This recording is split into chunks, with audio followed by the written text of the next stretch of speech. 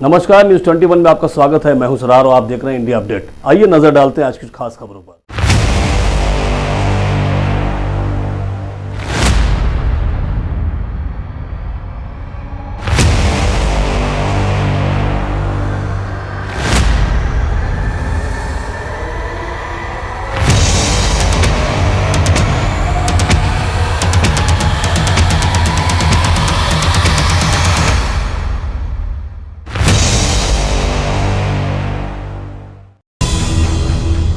ये नूर बिल्डिंग है जो आज वीरान पड़ी है, लेकिन कभी यहाँ भी लोगों का बसेरा हुआ करता था। कई सारे परिवार इस बिल्डिंग में रहा करते थे, जिन्होंने अपनी जमा पूंजी से यहाँ पर एक आशियाना बसाया था, मगर आज दर बदर की ठोकर खा रहे हैं। हम आपको बता दें, 5 जुलाई 2022 को जब पावर कॉरपोरेशन और नगर पालिका ने लोगों के पावर काट दिए और पानी की सप्लाई बंद कर दी, तब लोग क्या करते, लोग दर बदर भटकने लगे। किसी न किसी तरह लोगों ने अपना आशियाना ढूंढ ही लिया और किराए पर रहने पर मजबूर हो गए। आज हम सभी को ये आस है कि जहां पर हमने अपनी जमा पूंजी से घर खरीदा था, वहां हमें ज़मीन का वो टुकड़ा मिलेगा। बिल्डिंग टूटने की कगार पर है, लेकिन अभी तक उन्हें किसी तरह का कोई भी आश्वासन नहीं मिल पाया है। बिल्डिंग के ओनर ने उन्हें किसी तरह का आश्वासन नहीं दिया है। जब कोई मिलना चाहता है तो उससे मिलने से मना कर दिया जाता है। इसके लिए उन्होंने अधिकारियों से भी जद्दोजहद की और अधिकारियों से भी प्रार्थना की, मगर कोई सुनवाई ना होने के कारण आज मीडिया के सामने उन्होंने अपनी बात रखी है। क्या कुछ कहा उन लोगों ने, देखिए इस रिपोर्ट में। ये बिल्डिंग हमने 89 में हमने फ्लैट खरीदा था। हमारे उसमें 20 फ्लैट है बिल्डिंग में। 89 में हमको बेचने के बाद में 1995 से धोखाधड़ी का नोटिस जाके म्यूनसिपैलिटी से गलत तरीके से धोखाधड़ी का नोटिस भेजने लगा और हमको तरह तरह के परेशान करने लगा कि धोखाधड़ी का बिल्डिंग इसको गिराना है करके आखिरकार आज कुछ दिनों पहले कारपोरेशन ने धोखाधड़ी मान के उसके कनेक्शन काट के हमको घर से बेघर किया।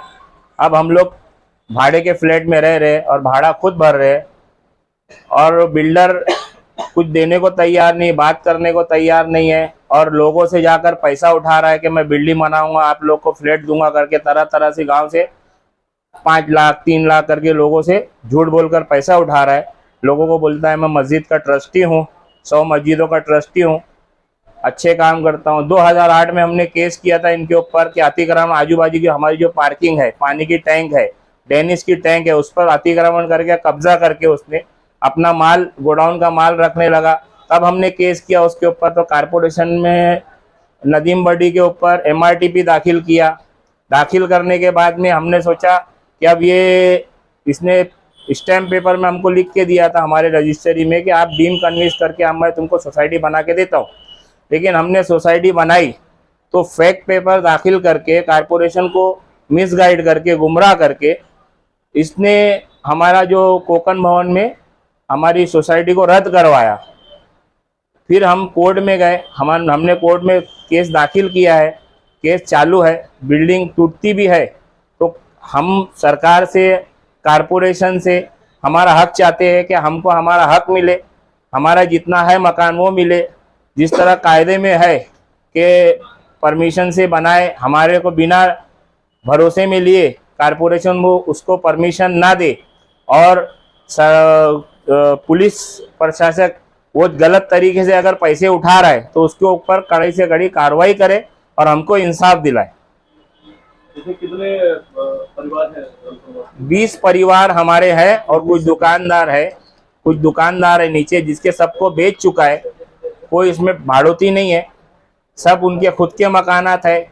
40 साल 89 में वो बेचा था। बेचने के बाद में उसने गलत तरीके से धोखाधड़ी का नोटिस निकालते गया, पैसा खिला के उसने ये सब करता गया 1995 से। लेकिन आखिरकार अभी कुछ दिन पहले कारपोरेशन ने उसको धोखाधड़ी मानकर उसको डेमोलिश के लिए कनेक्शन काट के गए। बिल्डिंग अभी भी खड़ी हुई है, कनेक्शन काट के हमको बेघर किया। हम लोगों ने अपना भाड़े से रूम लिया है, भाड़ा भी हम भर रहे, परेशान है। अभी आप प्रशासन से क्या?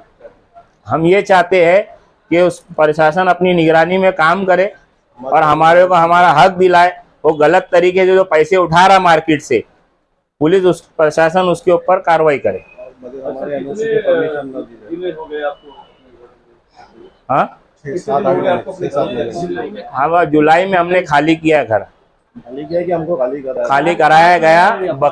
ईद का टाइम था, बकरीद के टाइम में कनेक्शन और नल लाइन काट के कारपोरेशन ने खाली करने का ये किया, तो हम खाली करके अभी भाड़े के रूम में रह रहे। 369 नूर बिल्डिंग है, बिल्डर भी वही है, जमीन मालिक भी वही था, पांजरापुर 369 नूर बिल्डिंग, नदीम बर्डी। मेरा नाम शब्बीर मोहिद्दीन शेख। जैसा कि अभी बिल्डिंग का कुछ मामला है, क्या मामला है? बिल्डिंग का तो अभी शब्बीर ने बताया, जो एज इट इज़ टोटल जितने फ्लैट ओनर्स हैं, शॉप ओनर्स हैं, तकरीबन सब 19-20 लोगों का सब एज इट इज़ जो उसने बताया वही मामलात है। सब अपने ढंग से घर से बाहर किए गए हैं ज़बरदस्ती, तो उसके बारे में जो प्रॉपर होना चाहिए उस ढंग से काम नहीं हो पा रहा है। और मेरा पर्सनली उसमें हमारे वालिद साहब का ख़रीदा हुआ एक दुकान और एक फ्लैट है, जो उसी ज़माने में लिया गया 90s में, उसके पूरे पैसे गए। उसके बावजूद आज की तारीख में वो ऑन रिकॉर्ड एप्लीकेशन देकर ये साबित करना चाह रहे हैं कि बाबा ऑन रिकॉर्ड एप्लीकेशन दिया कि जो पेपर हमने वहाँ जमा कराए थे कॉरपोरेशन में कि डॉक्यूमेंट फेक है, मेरी साइन नहीं है। तो इस तरीके के फ़िलहाल वो काम कर रहे हैं जो गैर मुनासिब है। जो हिसाब से वो बाहर प्रैक्टिकली लोगों में जिस तरीके से अपने आप को बताते हैं उस ढंग से वो काम नहीं कर रहे हैं। उनको इस ढंग से काम नहीं करना चाहिए, ये व्यवहार के खिलाफ है, शरीयत के खिलाफ है। उन्होंने जिसका जो हक है वो पूरा देना चाहिए। कोई उनसे कांटेक्ट करने जाता है तो वो उसको पहचानने से भी इनकार कर रहे हैं। तो इस ढंग से लोगों के साथ इस ढंग का व्यवहार नहीं होना चाहिए। मेरा नाम है तारिक काजी। परेशानी की वजह तो जैसा कि आपने अभी शब्बीर भाई और हमारे तारिक भाई से बात की, उन्होंने सारे मुद्दे जो भी पॉइंट्स है वहाँ पे क्लियर किए। और हमारा भी यही मुद्दा है, यही बोलना है कि आप जो भी काम कर रहे हो उसको पूरी ईमानदारी से करो। जिस तरीके से काम किया जा रहा है वो व्यवहार में नहीं बैठता और ना ही ये सही है, चाहे शरीयत से लो चाहे ये। और तारिक भाई का भी कहना है जो उनका जो अब्बा के दौर में ख़रीदा हुआ फ्लैट है, हम उनके सामने ही रहते हैं, वो उनका ही फ्लैट है और 89 से रजिस्ट्री है। 95 से जो नोटिस धोखाधड़ी के, मेरे पास उसका नोटिस भी पड़ा हुआ है, 2018 का 16 का सब जो है धोखादायक है। ये है आके मीटिंग करो बनाने का है, जबकि वो 89 में परचेस किया हुआ फ्लैट और 95 में ही धोखादायक उसको बता दिया गया। यानी पहले से ही सामने वाले के जो है इसमें क्या था दिल में ये आप बेहतर जानते हो, समझ सकते हो। हमारा मकसद सिर्फ यही है कि अभी जो कंडीशन है, पहली बात तो जो ना हमको कोई इंटीमेशन, ना कोई एग्रीमेंट, ना परमिशन, ना पंचनामा, उसके बगैर आप ईद के 2 दिन पहले आके नल का कनेक्शन और पावर का कनेक्शन कॉरपोरेशन के थ्रू जो है कटवाते हो, उसके बाद बेघर करते हो। जबकि हम लोग इतनी बड़ी 20 फैमिली है हमारी, 89 से हम लोग मिलजुल के रह रहे, कोई तकलीफ नहीं। और 89 के बाद 95 से जो नोटिस आना चालू हुआ उसके बाद से जो है इन्होंने नोटिस पे नोटिस भेज के आफ्टर ऑल अभी यही हुआ है कि वो डेमोलिश यानी C1 में उस बिल्डिंग को डाल के डेमोलिश करने का परमिशन निकाले। और हाँ, सब करवाया ही गया है, कुछ था नहीं। बिल्डिंग आज भी मजबूत है, एक खिल्ला ठोकोगे तो नहीं घुसेगा उसके अंदर ऊपर, समझे कि नहीं। मगर वो जो है उन्होंने अपने हिसाब से उसको डेमोलिश करने के लिए जो जी, और कोई फाइनेंस भी नहीं।